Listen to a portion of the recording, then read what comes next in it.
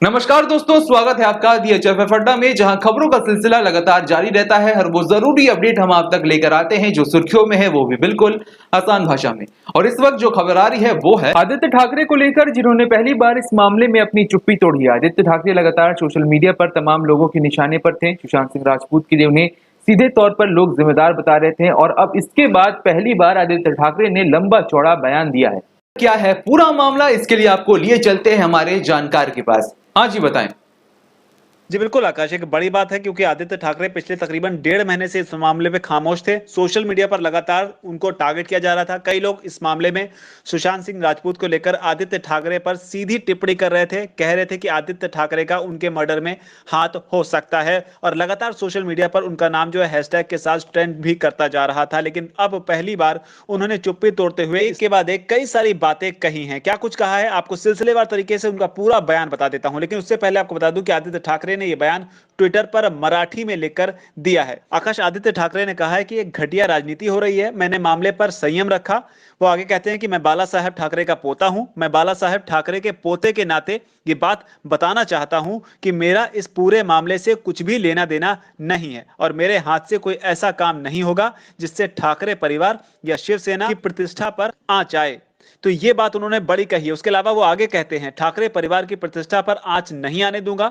सुशांत सिंह राजपूत के मामले में मेरा जरा भी संबंध नहीं है, लेकिन इसे ठाकरे परिवार, शिवसेना और मुझसे जोड़ा जा रहा है। ये एक घटिया राजनीति का हिस्सा है। तो साफ तौर पर आकाश, उन्होंने सीधे तौर पर सुशांत सिंह राजपूत का नाम लेते हुए उन आरोपों का खंडन किया है जो तमाम लोग सोशल मीडिया पर उन पर लगा रहे हैं। आगे आदित्य ठाकरे कहते हैं कि कोरोना में हमने जो कर दिया उससे विपक्ष हताश है, और इसी वजह से सुशांत सिंह राजपूत मामले के लिए मुझ पर हमला किया जा रहा है। साथ ही वो ये भी कहते हैं कि हिंदी फिल्म इंडस्ट्री मुंबई का एक बड़ा हिस्सा है। मेरे दोस्त फिल्म इंडस्ट्री में हैं, लेकिन इसका यह मतलब नहीं है कि मैं इसमें शामिल हूं। मुझ पर लगने वाले सभी आरोप बेबुनियाद हैं। तो ये आदित्य ठाकरे का एक बड़ा बयान है जो इस मामले को लेकर उनका सामने आया है।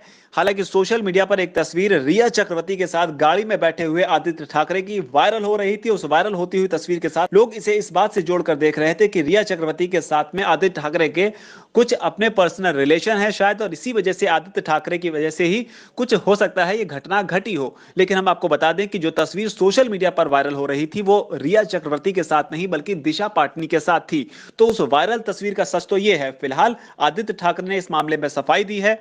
लेकिन ये भी बता दूं कि आखिर आदित्य ठाकरे का नाम इस मामले में उछला अगर सोशल मीडिया पर, तो इसकी शुरुआत कहां से कही जा सकती है। दरअसल कंगना रनौत ने कुछ दिन पहले एक ट्वीट किया था जिसमें उन्होंने कुछ क्लूज देते हुए इस बात का इशारा किया था कि सीधे तौर पर हो सकता है कि इसमें एक शख्स का हाथ हो। उन्होंने क्लू देते हुए कहा था कि वो जो शख्स सुशांत सिंह राजपूत की मौत के लिए शायद जिम्मेदार है, वो एक पार्टी में मौजूद था, और उस पार्टी में वो शख्स जो था वो करण जौहर का करीबी है, यानी खास दोस्त है, और उसके अलावा पॉलिटिशियन का बेटा है जिसे प्यार से बेबी पेंगुइन कहते हैं। लेकिन जब हमने पुरानी रिपोर्ट्स निकालकर देखा, हमने ये जानने की कोशिश की कि कंगना रनौत यहाँ पर किसको बेबी पेंगुइन कहना चाहती हैं, किसको बेबी पेंगुइन बता रही हैं, तो पता चलता है कि उसमें आदित्य ठाकरे का नाम सामने आता है, क्योंकि आदित्य ठाकरे को कभी एक शख्स ने बेबी पेंगुइन कहकर सोशल मीडिया पर टीज करने की कोशिश की थी, जिसके बाद उस शख्स के खिलाफ तगड़ी कार्रवाई की गई। हालांकि आदित्य ठाकरे ये भी कहते हैं कि अगर किसी के पास उनके खिलाफ कोई सबूत हो तो वो उसे तुरंत पुलिस को सौंप दें।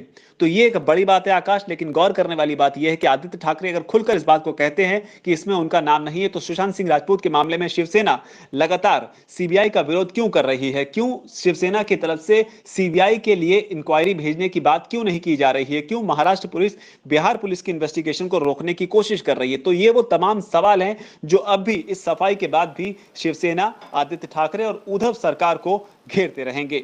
जी आकाश। जी बिल्कुल, तो ये बड़ी बात है जिसका जवाब आदित्य ठाकरे ने नहीं दिया है। हालांकि उन्होंने अपने ऊपर लग रहे तमाम आरोपों की सफाई जरूर दी है, पर सीबीआई को लेकर उनकी पार्टी का जो स्टैंड है वो कई लोगों को हैरान करता है, क्योंकि सीबीआई की मांग इसलिए भी की जा रही है ताकि सुशांत सिंह राजपूत के मामले में इंसाफ मिल सके, आरोपी को सजा मिल सके। और जब आदित्य ठाकरे का नाम इस मामले में उछाला जा रहा है तो आदित्य ठाकरे और शिवसेना के लिए और ज्यादा जरूरी हो जाता है कि वो खुद को पाक साफ साबित करने के लिए सीबीआई की सबसे पहले वकालत करें। तो दोस्तों, ये है अब तक की डेवलपमेंट। जो भी आगे अपडेट आएगा उससे हम तुरंत आपके लिए लेकर आएंगे। बहरहाल दोस्तों, आपको हमारा ये वीडियो कैसा लगा कमेंट सेक्शन में लिखकर बताएं। इस वीडियो को लाइक करें, शेयर करें, और अब तक आपने हमारे चैनल DHFF अड्डा को सब्सक्राइब नहीं किया है तो हमारे चैनल को सब्सक्राइब कर लें।